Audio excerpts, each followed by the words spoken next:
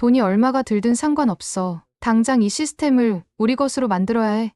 매일같이 사고 소식이 들려오는 뉴욕의 지하철. 브롱크스에서는 총격 사건으로 1명이 사망하고 5명이 부상을 입었고 묻지마 밀치기 범죄는 날이 갈수록 늘어나고 있습니다. 청소년들의 지하철 서핑으로 인한 사망 사고도 끊이지 않고 있습니다. 뉴욕의 지하철은 이제 대중교통이 아닌 위험한 도박이 되어버렸습니다. 그런 가운데 뉴욕 지하철 안전 책임자가 한국의 지하철역에서 무언가를 보고 흥분한 상태로 어딘가로 전화를 하고 있는데요. 도대체 그녀는 무엇을 보고 이토록 흥분한 걸까요? 오늘의 사연, 지금 시작합니다. 잠깐만요. 1초면 가능한 좋아요 버튼을 눌러주시면 영상 제작에 큰 힘이 됩니다. 저는 뉴욕 메트로폴리탄 교통공사에서 15년째 안전설비를 담당하고 있는 레이첼 메디슨입니다. 그날의 사고가 아니었다면 아마 저는 여전히 우리 시스템을 맹신하고 있었을 거예요. 맨해튼 96번가 역 근처에서 발생한 열차 추돌 사고. 그날도 저는 평소처럼 안전 시스템 점검 보고서를 검토하고 있었습니다. 그런데 갑자기 비상경보가 울렸죠. 1호선 열차가 선로 교체 작업용 열차와 추돌했다는 소식이었습니다. 24명의 승객이 다쳤어요. 현장에 도착했을 때의 광경이 아직도 생생합니다. 놀란 승객들의 비명, 깨진 유리창, 구부러진 철제 손잡이. 100년이 넘은 신호 시스템의 오작동이 빚은 참사였죠. 사고 조사 보고서를 쓰면서 저는 계속 같은 생각이 들었습니다. 우리가 자랑스러워하던 뉴욕 지하철이 이렇게 위험한 곳이었나? 특히 100년도 더 된 전력 설비의 문제는 심각했어요. 지난 여름, 한 노선에서 정전이 발생했을 때의 일을 잊을 수가 없습니다. 수백 명의 승객들이 한밤중에 지하철 안에 갇혔고 에어컨도 없이 2시간을 버텨야 했죠. 환기구는 고장 나 있었고 비상등마저 제대로 작동하지 않았어요. 우리 아이가 거의 질식할 뻔했어요. 이게 21세기의 뉴욕시라고 할 수 있나요? 한 어머니의 분노에 찬 증언은 언론의 큰 주목을 받았습니다. 하지만 그건 시작에 불과했죠. 더 큰 충격은 그 다음 달에 찾아왔어요. 제 남동생 마이클이 플랫폼에서 밀쳐지는 사고를 당한 거죠. 그날은 제 남동생 마이클의 인생에서 중요한 날이었습니다. 월스트리트의 한 투자회사 면접이 잡혀 있었거든요. 평소 지하철을 극도로 싫어했지만 그날만큼은 어쩔 수 없이 타야 했죠. 러시아워를 피해 일부러 이른 아침 열차를 탔다고 해요. 누나, 난 절대 다시는 지하철 안 탈 거야. 병실에서 만난 마이클의 첫 마디였어요. 플랫폼에서 대기하고 있을 때 갑자기 뒤에서 누군가가 그를 미는 바람에 선로 쪽으로 휘청거렸대요. 다행히 옆에 있던 승객들이 재빨리 붙잡아줘서 큰 사고는 면했지만 생각만 해도 지금도 가슴이 떨립니다. 그런 일은 마이클만의 일이 아니었어요. 2월까지의 통계를 보니 지하철 범죄가 작년보다 22.6%나 증가했더군요. 지난달에만 해도 45건의 중범죄가 발생했고 그중에는 마이클처럼 선로로 밀치려 한 사건도 여럿 있었습니다. 뉴욕 교통청은 뒤늦게 안전 차단막 설치를 시범 운영한다고 발표했어요. 하지만 그건 너무 늦은 조치였죠. 이미 수많은 사람들이 다치고 죽고 트라우마를 안게 된 후였으니까요. 우리 지하철의 현실은 처참했어요. 역사의 90%가 계단, 플랫폼, 조명 등 기본적인 시설조차 제대로 된 보수를 받지 못하고 있었고 신호 시스템의 69%는 100년이 넘은 구식이었죠. 노숙자들의 방화 사고도 늘어났고 노후화된 환풍 시스템은 승객들을 질식의 위험에 빠뜨렸습니다. 매년 시설 유지 보수에 230억 달러가 필요하다는 보고서를 들고 저는 수없이 예산 증액을 요청했습니다. 하지만 돌아오는 대답은 늘 같았어요. 적자로 허덕이는 상황에서 그런 예산은 꿈도 꾸지 마세요. 신호 시스템의 오작동이 걱정돼서 매일 아침 출근길에 제가 가장 먼저 확인한 건 신호 시스템 점검 일지였어요. 혹시나 오늘은 큰 사고가 나지 않을까. 그런 불안감에 하루를 시작했죠. 지하철이 한때는 세계 최고의 도시 뉴욕의 자존심이었다는 게 믿기지 않을 정도였어요. 이제 시민들은 그저 도박이라고 말하더군요. 오늘은 무사히 도착할 수 있을까 하는 마음으로 지하철을 탄다고요. 그날 밤 야근은 평소와 달랐습니다. 수많은 사고 보고서 더미 속에서 우연히 발견한 한 장의 문서가 제 눈길을 사로잡았어요. 서울 메트로 안전 시스템 분석 보고서였죠. 사실 그 전부터 저는 뉴욕 지하철의 문제를 근본적으로 해결하기 위해 해외의 선진 시스템을 연구해야 한다고 생각해왔습니다. 세계 각국의 지하철 시스템을 조사하던 중이었죠. 하지만 이 보고서는 달랐어요. 보고서를 읽으면서 제 손이 떨리기 시작했습니다. 모든 역사에 설치된 스크린도어라니 24시간 작동하는 CCTV는 물론이고 화장실에까지 비상벨이 설치되어 있다는 내용에 눈을 의심했죠.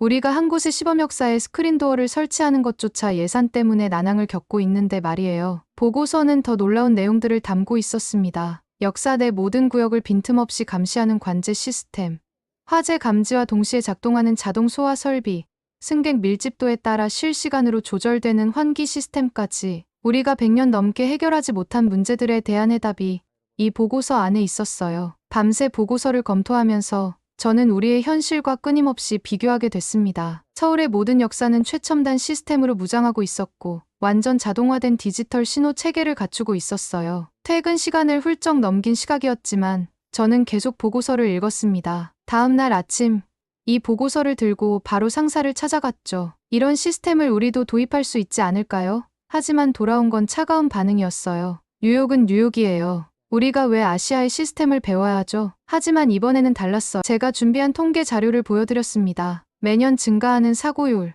끊이지 않는 범죄. 우리 시스템의 한계는 이미 명확했죠. 우연인지 운명인지. 그날 오후 뉴욕시 정부가 해외 선진 교통 시스템 조사를 지시하는 공문을 보내왔어요. 하지만 조사팀을 꾸리는 건 쉽지 않았습니다. 시설팀의 고참 엔지니어들이 가장 강하게 반발했어요. 우리는 세계적인 도시 뉴욕이에요. 무슨 아시아 시스템을 배우겠다는 거죠. 우리가 100년 넘게 해온 일을 그들이 뭘 안다고?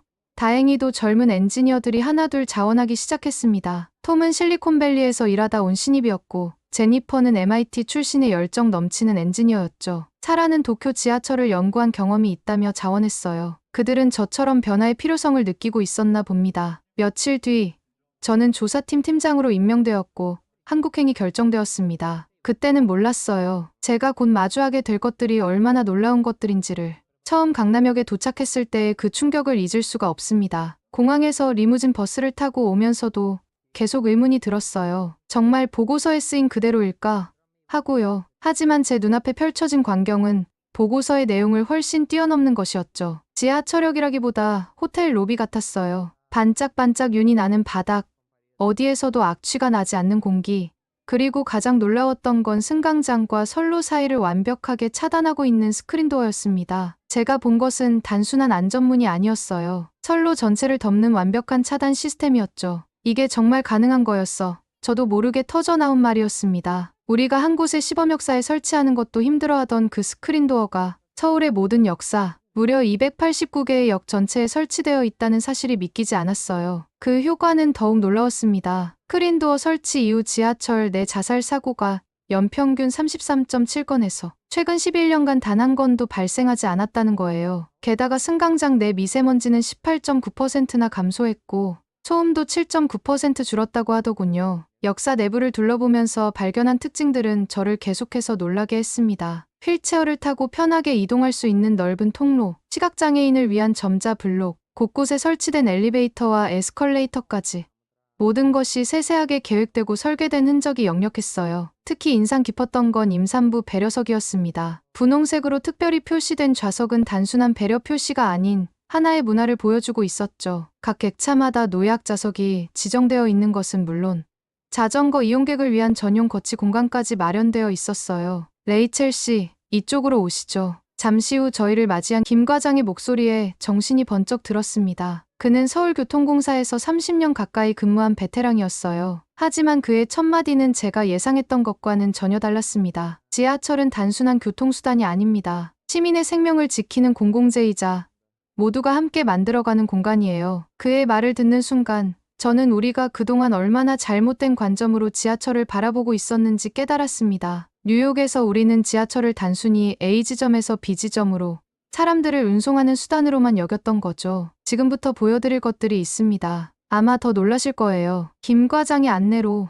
우리가 처음 방문한 곳은 통합관제센터였습니다. 벽면 가득 설치된 대형 모니터들이 실시간으로 서울 전역의 지하철 상황을 보여주고 있었어요. 뉴욕의 낡은 관제실과는 비교조차 할 수 없는 광경이었죠. 가장 놀라웠던 건 AI 기반 관제 시스템이었습니다. CCTV 영상을 AI가 실시간으로 분석하며 역사와 열차의 혼잡도를 측정하고 있었어요. 교통카드 데이터, 전동차 하중 센서 등 다양한 데이터를 교차 검증의 정확도를 높인다고 했습니다. 우리가 수작업으로 확인하는 것들을 AI가 자동으로 처리하고 있었죠. 더 인상적인 건 이상행동 감지 시스템이었습니다. AI가 지하철 내 모든 이상행동을 실시간으로 감지하고 추적한다고 해요. 누군가 쓰러지거나 승강장에서 위험한 행동을 하면 즉시 경보가 울리고 가장 가까운 영무원에게 알림이 전달되는 시스템이었죠. 뉴욕에서라면 상상도 할 수 없는 일이었죠. CCTV 비상벨 시스템도 완벽했습니다. 승강장은 물론이고 화장실과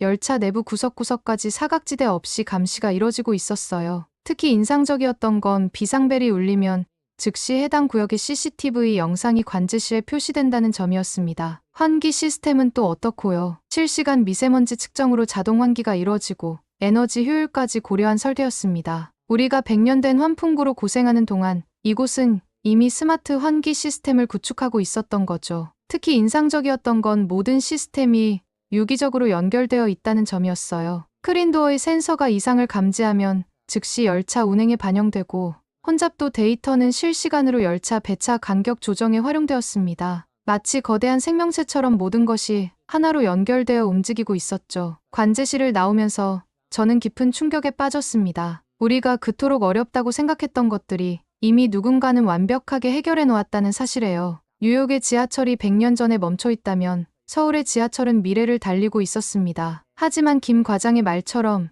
이건 단순한 기술의 차이가 아니었어요. 시민의 안전을 최우선으로 생각하는 철학이 이런 시스템을 만들어낸 것이었죠. 그리고 아직 더 놀라운 것들이 남아 있었답니다. 기술적인 차이도 놀라웠지만 더 큰 충격은 시민들의 모습에서 왔습니다. 출근 시간, 우리 팀은 일부러 가장 혼잡하다는 강남역에서 관찰을 시작했어요. 플랫폼에 그려진 줄 표시를 따라 시민들이 자발적으로 줄을 서고 있었습니다. 뉴욕에서는 상상도 할 수 없는 광경이었죠. 더구나 열차가 도착하자 먼저 내리는 승객들이 모두 빠져나갈 때까지 타려는 사람들이 침착하게 기다리는 모습은 마치 교통안전교육 영상을 보는 것 같았어요. 열차 안에서도 놀라운 장면이 이어졌습니다. 고등학생으로 보이는 학생이 노인에게 자리를 양보하는 모습, 임산부 배려석에 절대 다른 사람이 앉지 않는 규칙, 시끄러운 통화를 자제하는 문화까지. 이런 배려가 어떻게 자연스럽게 정착될 수 있었는지 신기할 따름이었죠. 특히 인상적이었던 건 역사 내 시설물을 다루는 태도였습니다. 비상벨이나 소화기 같은 안전시설을 장난으로 다루는 일이 거의 없다고 해요. 실제로 11년간 스크린도어 관련 고의 파손 사례가 단 한 건도 없었다는 사실에 우리 팀원들 모두 충격을 받았죠. 김 과장의 설명에 따르면 이런 시민의식은 하루아침에 만들어진 게 아니었습니다. 지속적인 교육과 캠페인, 그리고 시민들의 자발적인 참여가 있었기에 가능했다고 해요. 지하철이 시민들의 자부심이 되었다는 그의 말이 깊이 와닿았습니다. 시설을 둘러보는 내내 제 머릿속은 복잡했어요. 우리가 범죄와 사고를 막기 위해 경찰력을 늘리고 처벌을 강화하는 동안 이곳은 시민들의 자발적인 참여로 문제를 해결하고 있었으니까요. 강제가 아닌 배려가, 통제가 아닌 자율이 가져온 결과였죠. 현장 조사를 마치면서 저는 이제 진짜 문제가 무엇인지 깨달았습니다. 우리에게 필요한 건 단순히 기술의 도입이 아니었어요. 시민과 지하철이 하나가 되는 문화, 그것이 진정한 해답이었죠. 김 과장과 함께한 두 번째 주는 일상적인 관찰부터 시작되었습니다. 매일 아침 다른 역을 방문하며 시민들의 일상을 지켜봤어요. 깨끗하게 유지되는 시설이 가장 먼저 눈에 들어왔습니다. 수백만 명이 이용하는 공간인데도 쓰레기 하나 찾아보기 힘들었죠. 시민들은 자연스럽게 휴지나 빈 병을 들고 나가 분리수거함에 버렸어요. 승하차 문화는 더욱 놀라웠습니다. 출퇴근 시간에도 시민들은 질서정연하게 줄을 서서 기다렸고 차내에서는 이어폰을 끼고 조용히 시간을 보냈어요. 특히 임산부나 노약자가 타면 자리를 양보하는 게 너무나 자연스러웠죠. 뉴욕에서는 상상도 할 수 없는 광경이었습니다. 그러던 중 종로역에서 충격적인 상황을 목격했어요. 한 노인이 갑자기 쓰러진 겁니다. 그 순간 일어난 일들은 마치 완벽하게 짜인 공연을 보는 것 같았습니다. 제가 상황을 인지하기도 전에 이미 영무원들이 현장으로 달려오고 있었어요. 119 신고는 물론 근처 의료진 호출까지 동시에 이루어졌습니다. 놀라웠던 건 시민들의 대처였어요. 의료 지식이 있는 시민이 먼저 나서서 노인을 응급처치를 시작했고 다른 이들은 자발적으로 현장 주변을 정리했어요. 혼잡한 출근 시간이었는데도 아무도 불평하지 않았어요. 오히려 질서정연하게 우회로를 만들어 응급구조대의 진입을 돕더군요. 이런 대처가 가능한 이유가 뭘까요? 제가 묻자 김 과장의 설명이 이어졌어요. 모든 영무원들이 정기적으로 응급상황 훈련을 받는다고 했습니다. AI 시스템도 수많은 데이터를 학습해 비상 상황을 구분하고 최적의 대응 방안을 제시한다고 하더군요. 그날 오후 김 과장의 사무실에서 깊은 대화를 나눴습니다. 한국 지하철이 이런 시스템을 구축하기까지 순탄치만은 않았다고 해요. 88올림픽을 계기로 시작된 현대화 사업, 90년대 후반의 대형 참사를 교훈 삼아 이뤄진 안전 강화, 2000년대 들어 본격화된 스마트 시스템 도입까지 실수와 실패를 발판으로 성장해왔다는 거였죠. 그의 말에서 묵직한 진정성이 느껴졌어요. 시행착오의 과정에서 정부, 기업, 시민이 하나가 되어 더 나은 시스템을 만들어왔다는 설명이 인상적이었습니다. 우리 조사팀의 분위기도 서서히 변해갔어요. 처음에는 과연 이게 뉴욕에서 가능할까 하는 의구심이 컸지만 매일 새로운 발견을 하면서 팀원들의 태도가 달라졌습니다. 특히 실제 데이터를 접하면서 그 변화는 더욱 뚜렷해졌죠. 지난 10년간의 통계는 놀라웠어요. 사고 예방률이 98%를 넘었고 시민 만족도는 90% 이상을 기록했습니다. 초기 투자 비용이 컸지만 장기적으로 봤을 때 유지보수 비용이 오히려 감소했다는 분석 결과도 인상적이었죠. 조사를 거듭할수록 팀원들은 더 많은 것을 알고 싶어 했습니다. 자발적으로 추가 조사를 요청하고 밤늦게까지 토론을 이어가는 일이 잦아졌어요. 이제 우리의 관심은 이게 가능한가? 에서 어떻게 하면 가능한가로 바뀌어 있었습니다. 한 달간의 조사를 마무리하면서 우리는 단순한 보고서 이상의 것을 얻었다는 걸 깨달았어요. 우리가 발견한 건 기술과 시스템을 넘어선 철학이었고 안전과 배려가 일상이 된 문화였으니까요. 돌아가서 써야 할 보고서가 걱정되기 시작했습니다. 어떻게 하면 이 모든 것을 제대로 전달할 수 있을까? 하지만 한 가지 확실한 건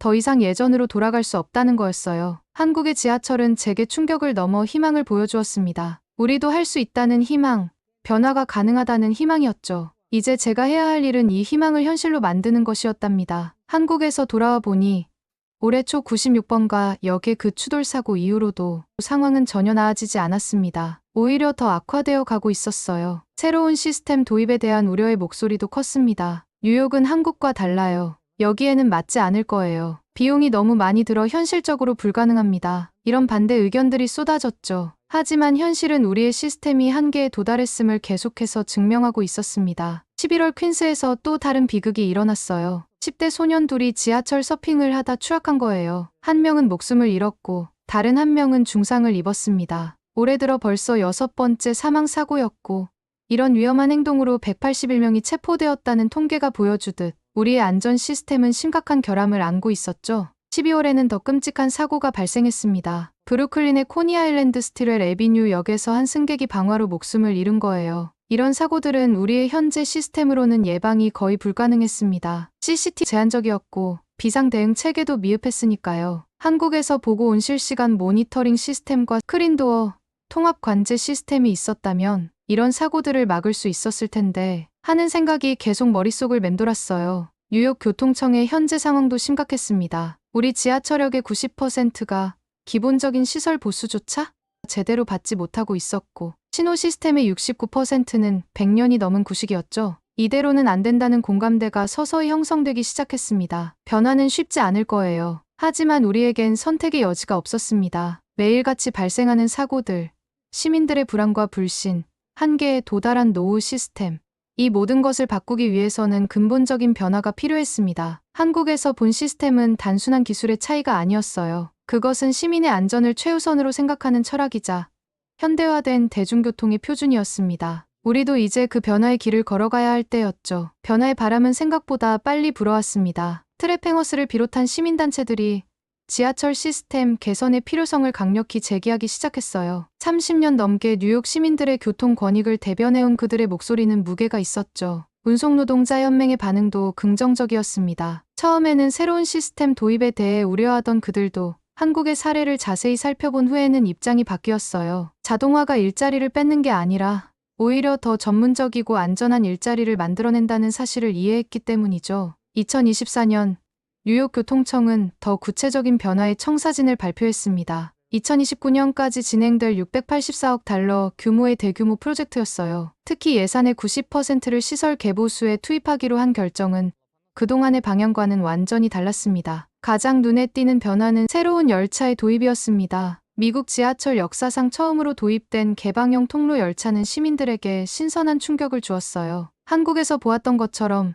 승객들이 차량 사이를 자유롭게 이동할 수 있게 되었고 열차의 역정차 시간도 크게 줄었죠. 패스트 포워드 패스트 포워드 계획도 본격적으로 실행되기 시작했습니다. 무선통신 기반 열차 제어 시스템이 도입되었고 150개 역의 게이트를 현대화하는 작업도 차근차근 진행되고 있었어요. 40년이 넘은 열차와 기차를 완전히 새로운 차량으로 교체하는 계획도 시작되었습니다. 시민들의 반응이 정말 좋았습니다. 2023년에는 지하철 이용 횟수가 10억 건을 넘었어요. 팬데믹 이전 수준으로 돌아온 거죠. 새로운 열차가 시범 운행을 시작하자 시민들은 SNS에 좋은 후기를 계속 올렸어요. 드디어 변화가 시작되는구나. 새 열차는 정말 깨끗하고 편하네요. 이제 지하철 타는 게 즐거워질 것 같아요. 같은 이야기들이었죠. 물론 어려운 점도 있었습니다. 필요한 돈의 20% 정도가 부족할 거라는 예상이 나왔어요. 낡은 시설들을 모두 고치려면 더 많은 돈이 필요했죠. 하지만 이번에는 달랐습니다. 뉴욕 교통청은 예산 관리 방식을 새롭게 바꾸고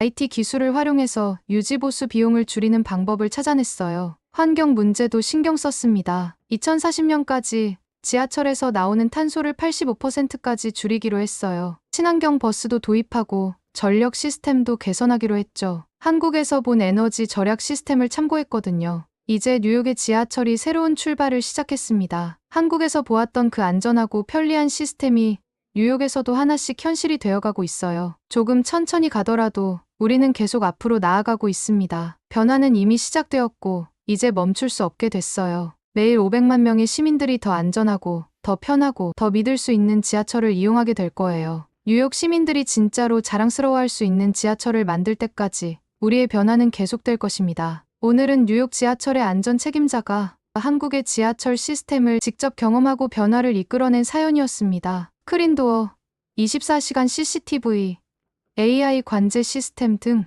한국의 첨단 기술력은 물론 시민의 안전을 최우선으로 생각하는 철학이 얼마나 중요한지 다시 한번 확인할 수 있었던 시간이었습니다. 한국의 지하철 시스템이 세계적으로 인정받는 이유는 단순히 뛰어난 기술력 때문만이 아닙니다. 시민의 안전을 위한 끊임없는 투자와 혁신, 그리고 시민들의 자발적인 참여가 만들어낸 결과물이라고 할 수 있죠. 여러분은 우리의 지하철 시스템이 이처럼 세계적인 수준에 오르기까지 어떤 노력들이 있었다고 생각하시나요? 또 앞으로 더 발전하기 위해 어떤 부분들이 보완되어야 할까요? 여러분의 의견을 댓글로 남겨주세요. 감동뭉클에서는 여러분의 소중한 마음을 모아 사연 주인공들에게 전해드리고 있습니다. 여러분 주변에 감동적이거나 재미있는 실제 사연들을 제보받고 있으니 언제든 저희 공식 메일로 제보해주세요. 오늘 들려드린 사연에 공감하셨다면 구독과 좋아요 눌러주시고 주변 분들과도 공유해주세요. 여러분의 작은 관심과 응원이 더욱 좋은 콘텐츠를 만드는 데 큰 힘이 됩니다. 오늘도 여러분의 하루의 작은 즐거움이라도 되었기를 바라며 지금까지 감동뭉클이었습니다. 끝까지 시청해주셔서 감사합니다. 다음에 더 감동적인 사연으로 찾아뵙겠습니다.